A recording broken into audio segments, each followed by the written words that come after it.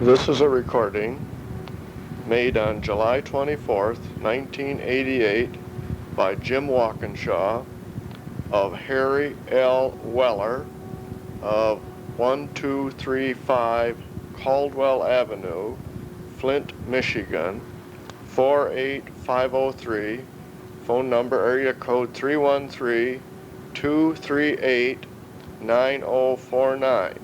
Time the recording was made, Harry was 87 years old, and it was made at the R.E. Olds Museum at the end of the Durant exhibit opening. If you have my voice, you'll probably get stammering. It'll work fine. And this first picture is with a Durant hubcap and a photo of Durant in the background. And Harry Weller's hand holding it. The Flint Journal asked me to do that. All right, and this was done, says Harry Weller's hand. No. Oh, it was done the same year. That's what you mean? Yeah, that's 74 or whatever. Yeah, let me see. Just a minute. Let me think a minute. Yeah, that's that. That's is it May 9th, 74 perhaps? That's it. That's what it was. So that was done on May 9th, 74. My wife lived the same way.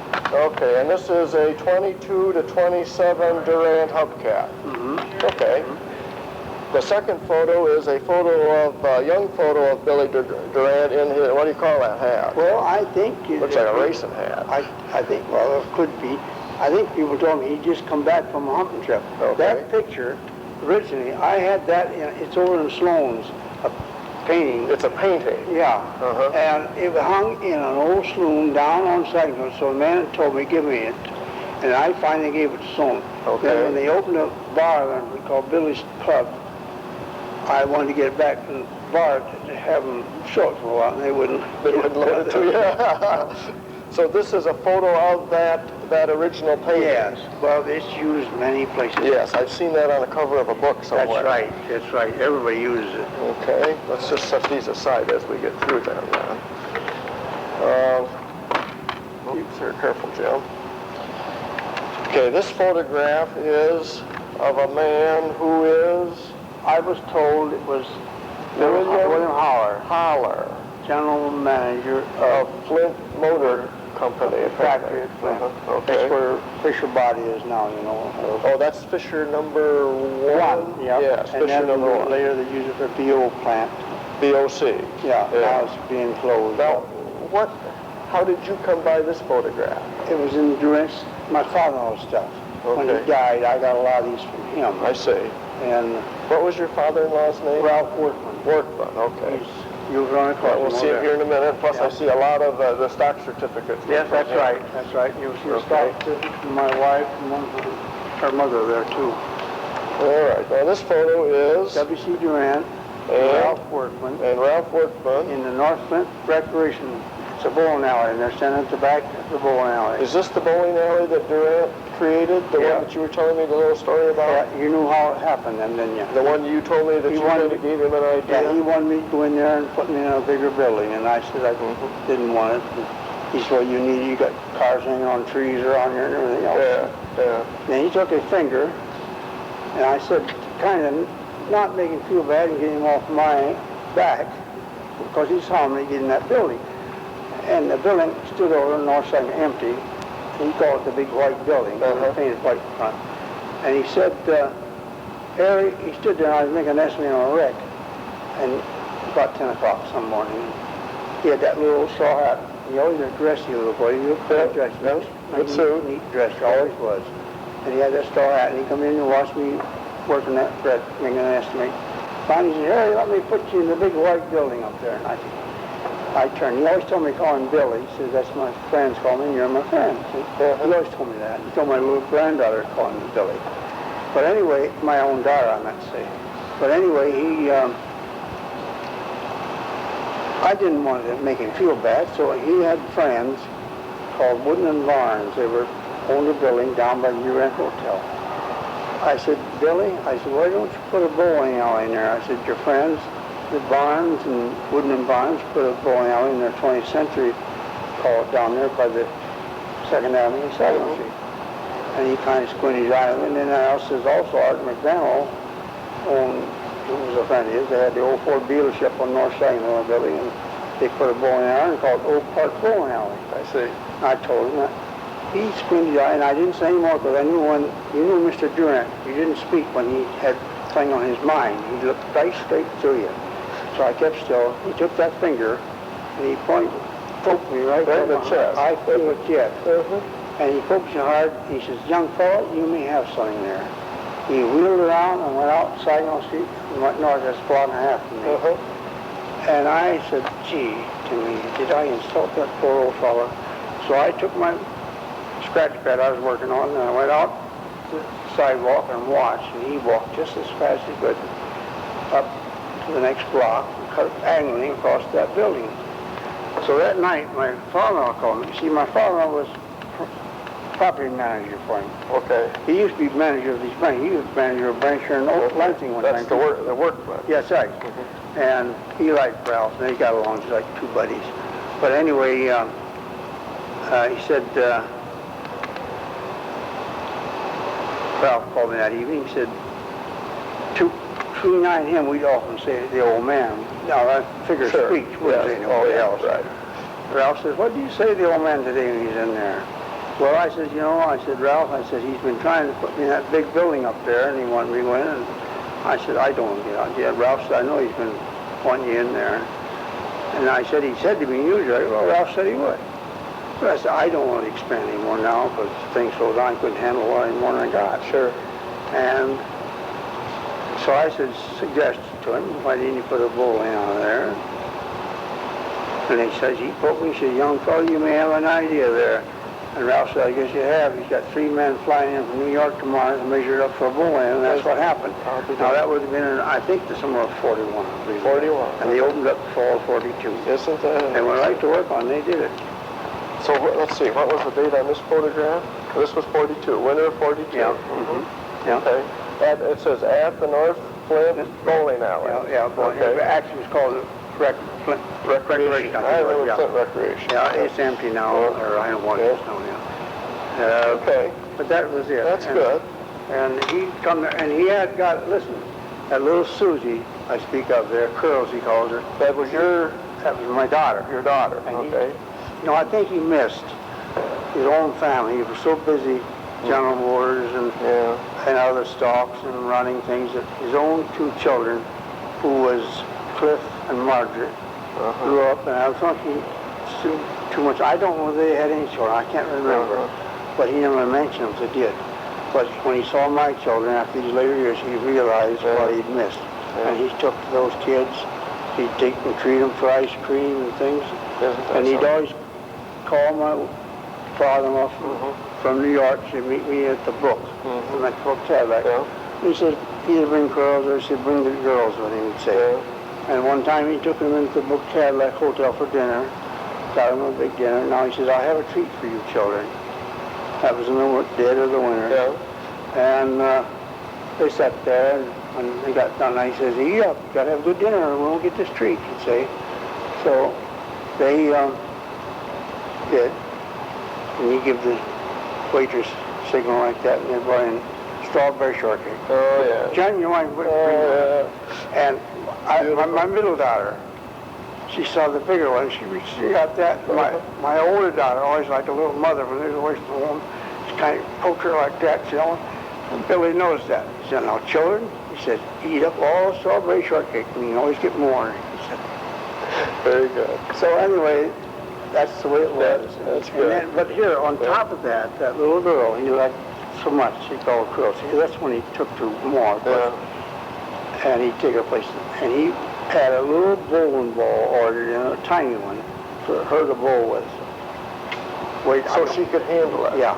Weighed probably, you see, a regular bowling ball, 16 pounds. 16, probably weighed 5 pounds or something? Something like that. It wasn't too heavy, but about like that. A little black ball, I remember that. That would be cute. Yeah. Okay. Oh, he loved it. And, she was sick one time, and in these letters you'll find where he sent her a pal, well, it was a Charlie McCarthy, same size Edgar Burton used. Like the full-size thing? Yep. And after the Longfellow school, where the kids went to school, found out that she had that, she took one time to a play. From then on, that kid, that Charlie McCarthy doll, they gave me more trips to school than some kids did. Oh, isn't that Every interesting? play, they had to have it till the word out. Yeah.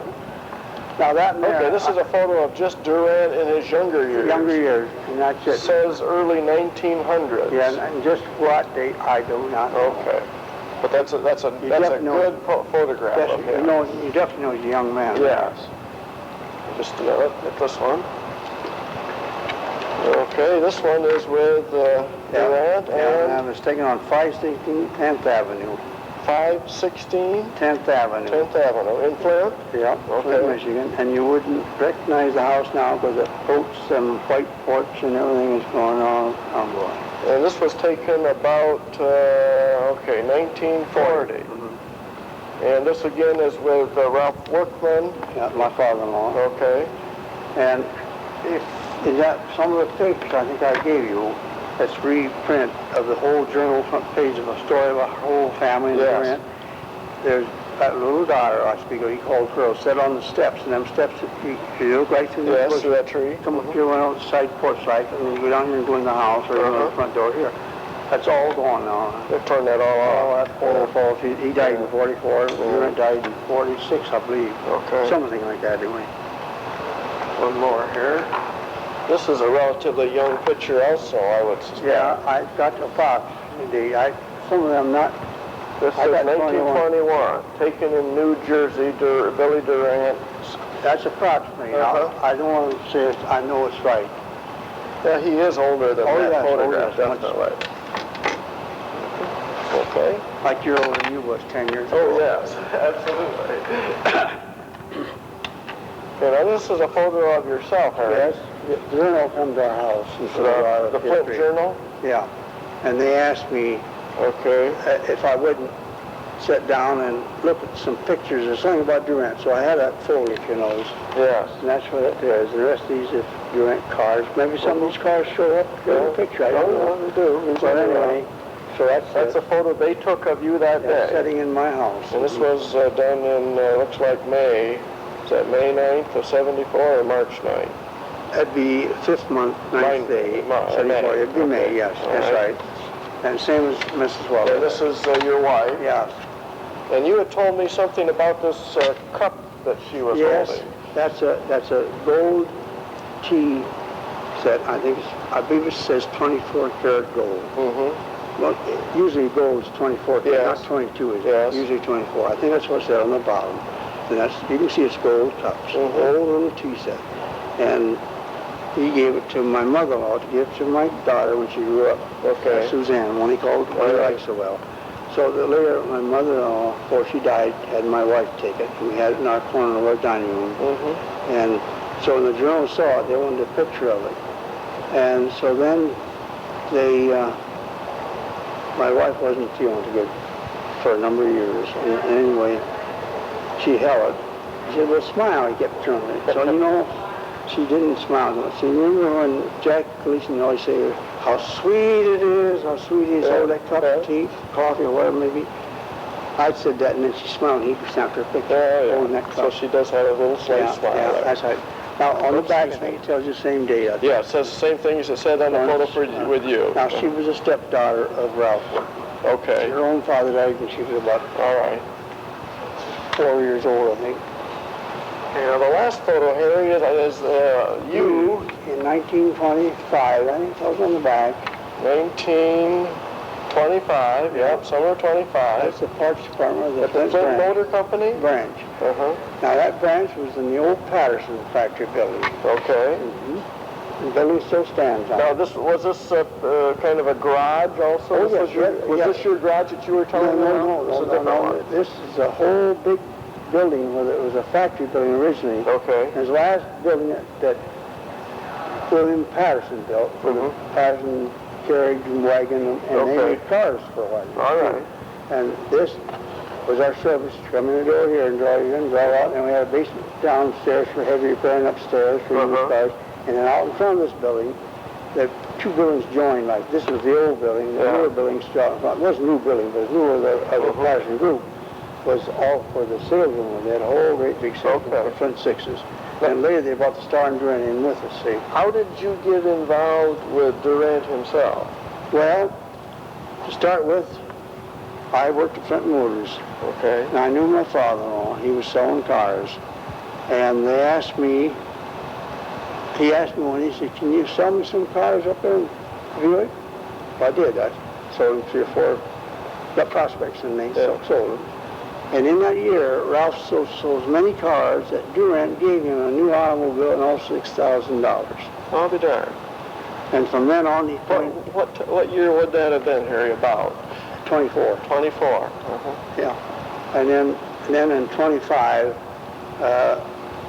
the bunch, they needed help down at the branch. Somebody's capable would do as they want. And they asked me if I'd think about leaving the Buick. I've been in the Buick 6 years. Well, I said, make it right. So I did. I went down there. And that's when you see in that picture taken here. What days I done that? You said 25. Yeah, all right. I went down there. I went down there in March or April that year. But anyway, I stayed there, and then as they changed help, they changed me over in charge of all the service and everything. I see. I got to be service man. And at this time, it was just Flint Motor. And during that year, they brought the Star and Durant over from the other dealers that was there. Wasn't making a success, so they brought it over, put it all together. And then later we moved. In 27, we moved over on Saginaw Street, right across from the courthouse. Okay. And then when Durant kind of folded up, is that when you got into this other garage up on Saginaw, or is? Well, let's see. I stayed with Durant until 1930 in October. That's when they closed the branches. All right. Things got pretty tough. But Durant continued on, until when they closed here. You remember? Yes. 31 wasn't there? Well, they stayed on selling parts to 33 or 32. Yeah. Well, I just kind of string out. Yeah. But in the 30s, when this car just left, one that Jeff has. Yes. That was made here, and I was with them then until that fall of October. And then I was off, and then the Hudson had a branch in Flint. Hudson Motor Company. Yes. And they had service managers go out to the lake and throw a party, stay an extra day or something like that, and the place run to heck. Yeah. So they heard about I was out of it, that they closed the Durant branch. And somebody told them that Harry Waller was the service manager, so they got a hold of him. He called from Detroit. When nobody'd been there, I said, well, I said, depends what you have. I said, could you come down and spend a couple days with us? Go through our setup? And I said, I guess so. So I did. I went down, stayed there, and they hired me, and I come back to go to their branch as service manager. And then when the depression got worse, much worse, in October, in May of 32, they closed up. Then you couldn't buy a job at that time. So I took one of the good mechanics myself, went across in the next block and ran to the back of a electrical and service department for cars, a ignition company in other words. And we stayed there until in 35, building across the street where I originally wound up at. I went across there, and I was there until I went out of business. I bought that fellow out then a year or so later. And then I was there, and then I took on, I kept the Hudson, repaired what Durant's was around anymore. And I did the Hudson, all that setup. And they had dealers come and go, but they always kept me on as parts and service because I represented them. They send me customers from Chicago, places that didn't get service right. They'd write the factory and they said, well, you can come to Michigan. Then they'd send them up to me. And you'd patch them up. Because I did them right. I was honest. That's the main thing. Doesn't I knew more than the other way, but I was honest with the people. And anyway, I never forget one guy, Hudson, wrote me a letter. I don't know if I checked the car. It was a Hudson. I can't remember what year now. But he had a noise. He said he's been to Sutton Sales, it was a distributor in Saginaw, and he's been to the dealers at Grand Rapids, and he's been the dealer in Traverse City and various places, and they went through this more and they cannot find the trouble, and he wants to bring it down here, but said, we'd like for him if you'd check it for us. So I said, well, sure. So they wrote the guy and told him to come down. About a week, the guy stopped out in front, said, I'm so-and-so. I said, the Hudson factory says, come to you. he looked at my place over, he goes, what, this crummy place, see? So I said, well, okay. I said, you got a noise, they said. I'd been told, yes, I got a noise. The motor has been torn apart, that motor, and it's still there. So he started laughing. Well, I went out and I said, well, start it up. Well, he said, you got to take it for a drive here. I started up. I heard it was kind of a squeal, see? Like a canary. The more you run, the more higher pitch it got, see? So I said, well, just a minute, let it run. I went back inside, and I got a little long bar about like this, and a big hammer. I went out. He said, what you going to do? I said, you wanted that noise out, didn't you? He said, well, yes, but good God, I don't want you to calm my car. I said, there's been some experts that they think all pieces. It's been parked 2 or 3 times. Oh, I said, just hold your horse. I ain't going to hurt your car. You I'll buy you a new one. I put down against the timing your case like that, see? On the corner, and I hit the hammer like that. Squeal left. Well, he says, what the hell? Well, I said, your noise is going. That's what you want to know. Oh, he said, you didn't fix it. I said, no, you don't hear it, do you? You raised that motor? I said, don't raise it anymore. You'll tear it to pieces. Well, he said, let's go for a ride. So we went out, and he'd go, I think, 60, 80 miles an hour. You know what it was? The gear must have been rubbing on the side of the case. No, I learned this from Continental Motors directly in the first 6 days. Oh, yeah? They're all made summer. You see, if you don't keep your camshaft back where it belongs, you can get out of line and break your tappets off, or guides or something. And especially on Hudson's, their tappet was a shoe-type tappet, and it worked in a guide. And if that camshaft moved, eighth of an inch or anything like that, it'd break those guides right off, and also break maybe the gear.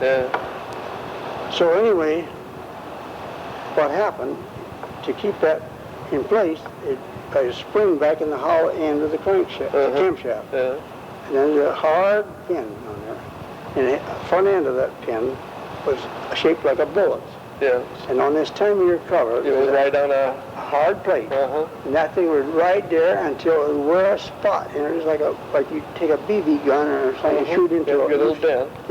And then no oil get in it, and that just squealed. I learned that from Continental Motors. And you just displaced it enough to make a new one, so to speak. All you need to do is just jar it enough so oil can get in there. How about that? Oh, I'm sorry. Little things like that. Now I could get that car if I wanted to. I could tore it all off. Tore it all pieces. And you could have done a lot of things, but that was wrong. That's right. And then he wanted to pay. I didn't take a thing. It's just I just can't do it. I spent hundreds of dollars. That's right. Spent hundreds of bucks trying to fix it. I said, well, you just try to tell the factory. So I suppose you really did. I don't know. I didn't say tell him. I figured just tell me that you're satisfied. Oh, okay, Harry. That's excellent. Did you get a chance to talk with Geneva? Did you and she? She used to meet once a day out with my daughters or something. Good. Now, also, the girl that worked with Helen. Yes. Helen was with me all day yesterday. Oh, good. Glad somebody stayed with you. She took me in my wing and said, would you like to have a pal? I said, yes. And she was very good to me. Yes, Helen's a good gal. And gal. the guys kidded me about, I went over and sat down on a bench over when we had coffee in the park. I got to understand. She goes and sit down and they start hollering over there. Every time 2 old people. I said, mind your own business. I said, we're both, I lost my wife, she lost her husband years ago. What are you talking about? I said, we're free. And I kidded them back. So I talked to her again this morning. She just told me to tell you that I was meeting with Geneva. Good. Okay. And well, Geneva will ask you probably a lot of questions, and you'll ramble a lot like we did here, and that's great. They both told me, and now Helen was going to meet with me too while I was here, but she said, in case you go with Geneva, I'll get both. Jim and Gina were both, and we'll take care of all this stuff here. And Helen wanted to know if, so you talk to Jim, if we can't, both of us meet with you again. I said, well, if it's necessary, yes. Yeah, we can come up to Flint. So we can come to Flint. I said, I'm not a very good housekeeper. I said, I'll tell you just things I told Dr. Schaefer, who is the history department of University of Michigan? There at Flint. And I said, I told him, I said, I'm not a good housekeeper. So I said, if you come, well, he said, I'm not coming to get what your house, I'm coming to get what you got in your head. That's right. I told you about him coming, didn't I? Yes, you did. How it didn't work. And how he got to figure it out. Well, he kept looking. I keep these pictures hanging on the wall up in the corner. That's why I went back. I call it Billy's Corner. But before I let you go, and of course we got to do a couple things yet, but You got this on there? Oh, yeah. Well, I didn't shut it off. You told me a little bit yesterday, or Friday, about Durant coming to Oldsmobile to show them how to Yes. make a car that would sell. Well, that's right. He must have told you that story. He did. Yeah. Well, listen, I can tell you a lot more. You got time? Well, I got the time if you got the time. Well, I'll but take time. You've got to go. I know. I call my granddaughter. No. Let's go back to this thing now. Various times that Durant and I have met, he's come to our home, but one day, I think it was, yeah, I know it would be 1938. My memory serves me right, in August, almost this time of the year. It was a hot day, Yeah. and I was laying on the Davenport in my home on Sunday. I usually worked till noon, because those days you had to work in the garage, but I went home, and I'd had my evening or noon meal, and I was laying on the Davenport. It was Harry Heilman, like you read the Yeah, letter. sure, like the letter Yeah. you showed me, yeah. Harry Heilman could go out to catch that thing, make you be out there on the field playing ball. Oh, yeah. He could do that good. You remember him, Oh, don't you? sure. My dad remembers him very well. So anyway, I was going to, and the phone rang, and my wife answered. And she said, Harry said, Mr. Durant's on the phone. He wants to talk to you. So I was, I remember, 1938. So I answered the phone. I said, hello. And he said, Harry said, this is Billy. He said, are you busy? Of course, I said, no. Sure. And I was busy for some work. I didn't tell him that. And he said, well, would you like to help me measure some property this afternoon? I said, well, sure. Well, he said, meet me at Mary and North Saginaw Street. Well, starting at Mary Street, from there on north for several blocks, he owned all that frontage on the west side of Saginaw Street. That'd be the 16, 1700, 18, and 1900 blocks. He owned all that land along there. One of the others. There's a few pieces of property he didn't own in that setup. And then he owned west, and up on 3 blocks west, up on Avenue A, he owned some houses in there. Well, he had all fixed up what he owned, and he had options with a lot of people that he could bought or took over the property. And he was a friend of Sue Avery, who was manager and probably a good share of the owner of Montgomery Ward in Chicago. Billy knew him. He had Billy had Sue Avery talked in coming to Flint and building one of these big shopping centers like Like we do today. Yes. And Avery was quite favorable. They'd talked this over for probably a year or so, see. And, but you know, the war clouds in Europe started building in 38, you know that. Yeah.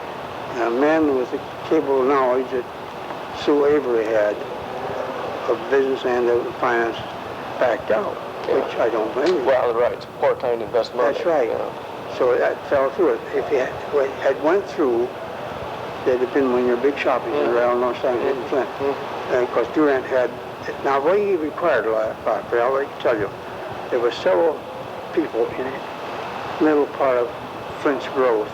One was the McDowell brothers, and another was the Pomeroy Day Land Company. It was all friends of his back through the years. They had property built on them and had mortgages on them. And when the Depression hit, they just couldn't handle it. Yeah. So it all came back to old Billy. Well, that's why you had a lot of this stuff. Well, anyway,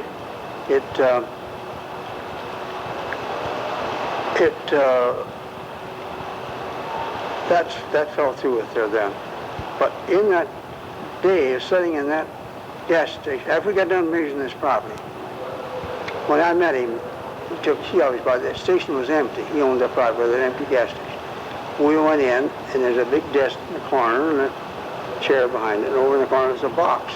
But he got the key out of his pocket, unlocked that desk, and took a steel tape out, 100-foot steel tape. We went out in that hot sun, measured that property soon. Now, he didn't need to. He knew how much by it, but he wanted to see it in feet. In feet. And I wanted to oblige him. So anyway, he finally got through. He said, well, it was pretty hot. Let's go and sit down. We sat there and talked in that gas station, I would say, till almost dark. And as I said again, he often told me to call him Billy.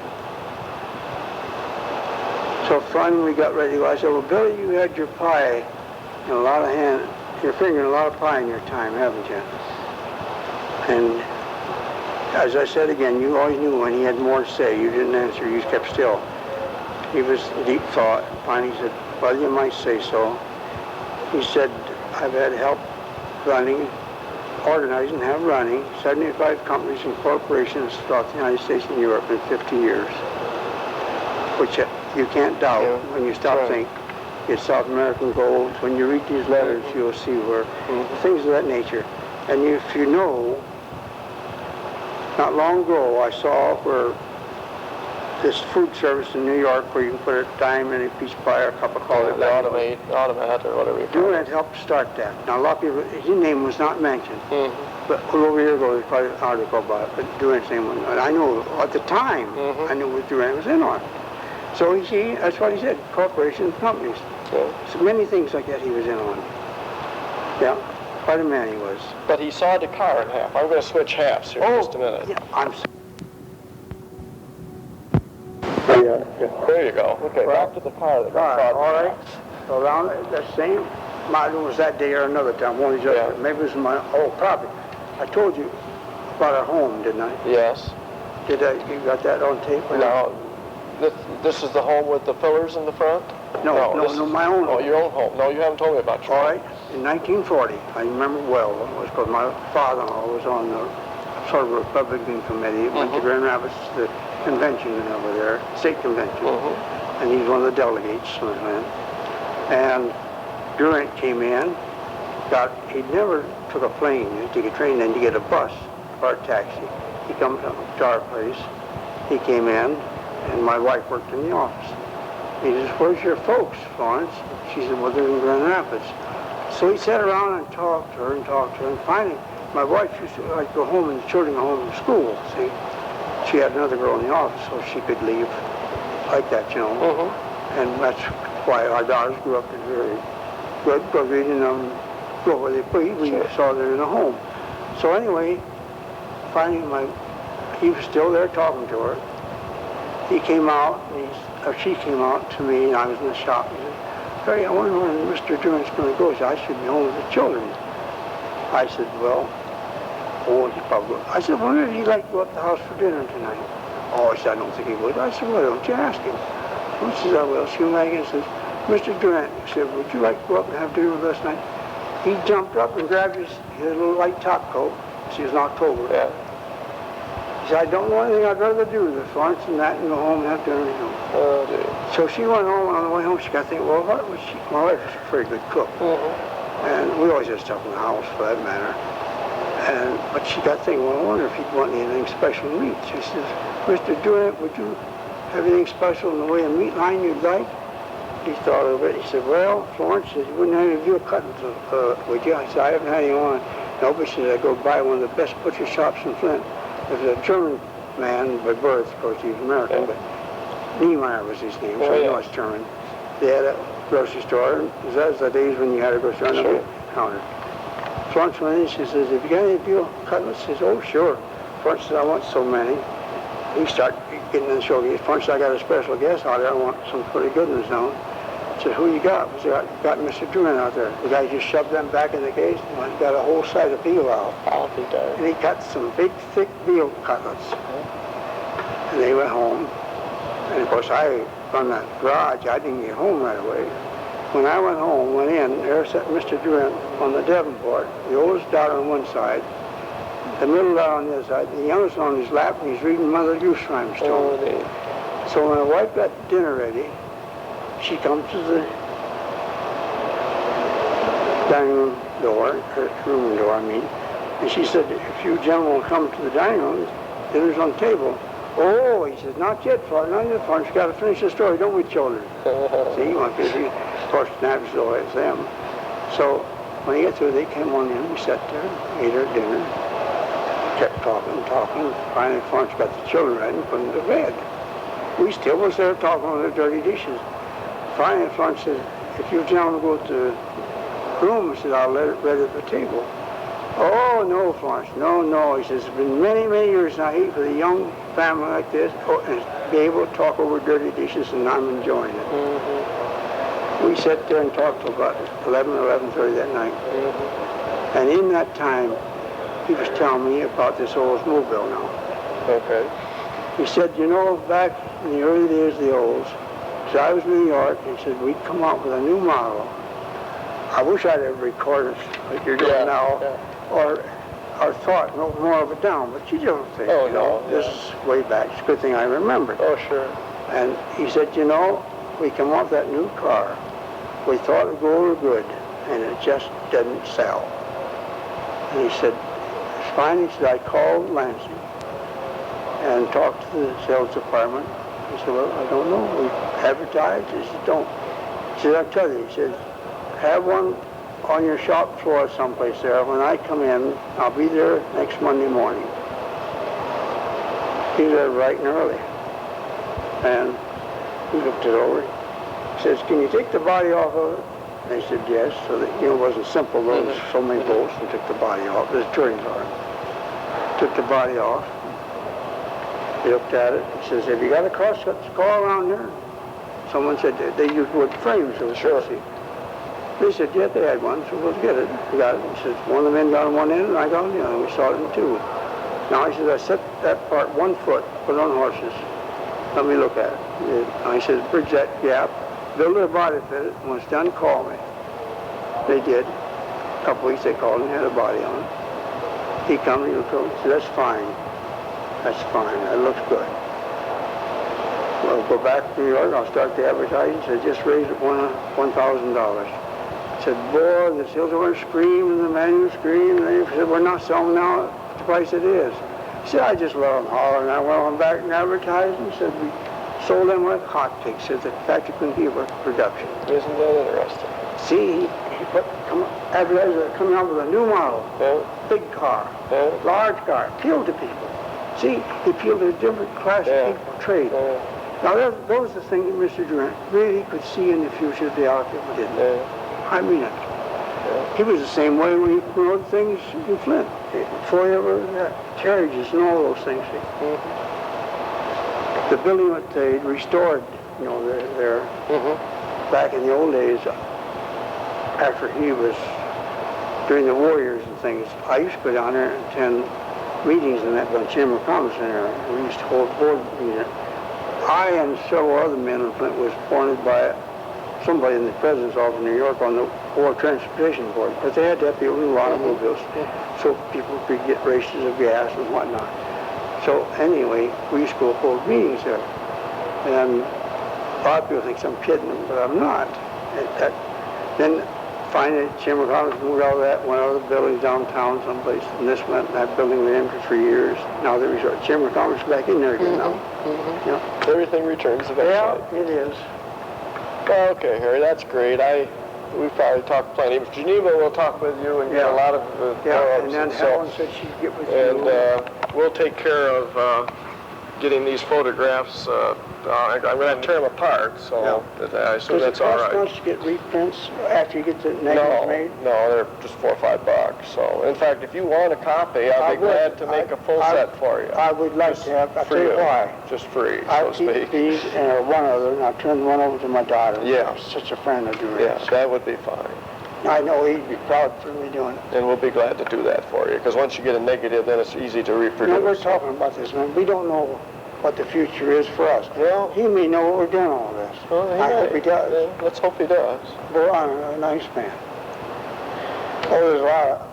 I did the articles at the journal now. Yes, they're in the you case them. here, so... Yeah, now you're going to give me one. Yeah, no, we're gonna sort stuff again here to make sure you've got everything that's your originals and so forth, and I'll make copies of whatever it is that, like the stock certificates and those things, so that we've got them here. I want you to feel that you can call me, and as long as I'm on earth, I want to help. Well, we do appreciate that. This man, what is the man that works for General Motors, Schwarzberger, what is his name? Oh, Schartzberger. I've tried to help that man, and I've been there, and he walks away from me. He never even wants to talk to me. That's a shame.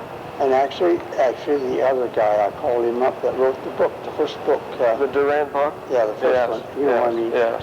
Wanted to help him. He never got a hold of him. That's He a belongs to the shame. same church I do too. Isn't that a shame? We belong to First Presbyterian Church. A lot of good knowledge that was And lost. I don't know why, but I don't want to be the big hero. I just want to help. Sure. Because I want to be honored that I knew that man. Yes. I knew what he did. Flint, Michigan would not be Flint, Michigan. Charlie Mott would never did what he did. Right. And what's being done by the Mott Foundation now, or any of those hadn't never got. Billy Rance talked and told me about bringing Charlie Mott there, bringing Albert Chemney. There was quite a story about them boys.